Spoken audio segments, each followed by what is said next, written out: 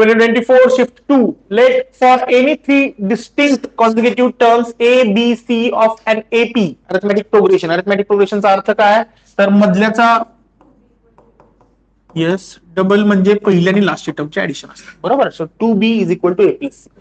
पुढची लाईन आहे line AX plus BY plus C be concurrent at the point P and Q alpha beta be the point such that the system of equations has infinitely many solutions. ते आधी सांगायचं ना, मग आधी एवढं लिहून दिलंय. सो इक्वेशन्स दिलेत, इन्फिनाइटली मेनी सोल्युशन सांगितलेत. त्याच्यावरून तुम्हाला पहिलं टास्क असणार आहे अल्फा आणि बीटाची व्हॅल्यू काढणं as quick as possible, right. Alpha बीटाची व्हॅल्यू काढल्यानंतर तो अल्फा बीटा पॉईंट म्हणजे क्यू पॉईंट आहे, राईट. आणि तो अल्फा बीटा तो पी आणि क्यू मधलं डिस्टन्स जे डिस्टन्स फॉर्म्युलाने काढायचं आणि ते न्यूमेरिकल आन्सर आहे. प्रोसिजर क्लिअर आहे. काय करतोय आपण ते, आपण पहिल्यांदा काय करणार, अल्फा बीटाच्या व्हॅल्यूज काढणार, क्यू पॉईंट इस्टॅब्लिश करणार, राईट. सॉरी. आणि त्याच्यावर तुम्हाला पी पॉईंटचे इक्वेशन ऑलरेडी दिले, AX plus BY plus C आणि अरिथमेटिक प्रोग्रेशन मध्ये, राईट. या ज्या आहेत त्या या लाईनवर कुठे दिलेलं आहे, हा AX plus BY plus C, बरोबर.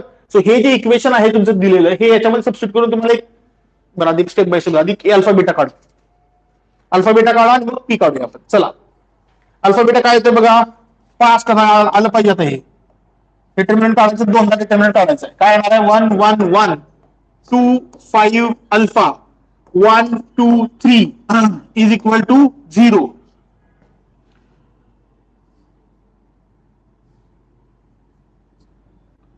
So this is 1 2 1 0 3 1 1 alpha 3 is equal to 0.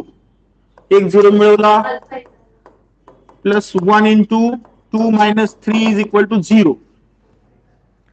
So हा काय आला -1 आणि अल्फाची व्हॅल्यू किती येते 8. चला बीटाची व्हॅल्यू काढा फास्ट, सांगितलं मी 30 सेकंड. डिटर्मिनंट जास्तीत जास्त 30 सेकंड.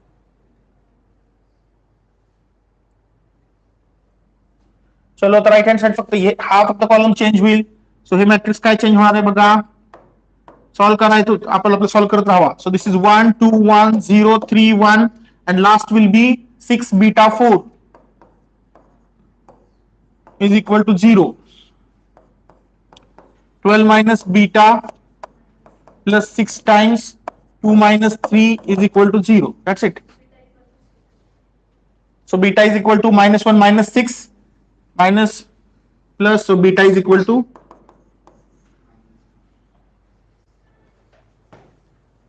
हे एवढ्याच स्पीडने यायला हवं. अल्फा आणि बीटाच्या व्हॅल्यू आल्या. मग आता पी पॉइंट काढा. पी पॉइंट कसा काढणार आहे,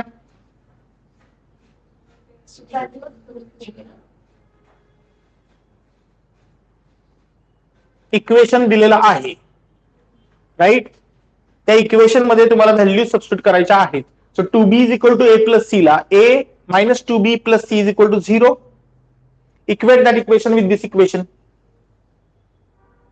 एक्स आणि वाय ची व्हॅल्यू मिळायला हवी.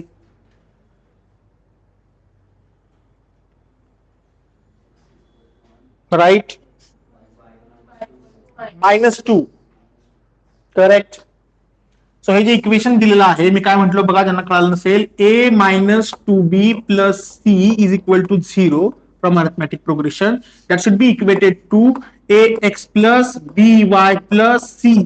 So ultimately we'll get this X is equal to 1 and Y is equal to -2.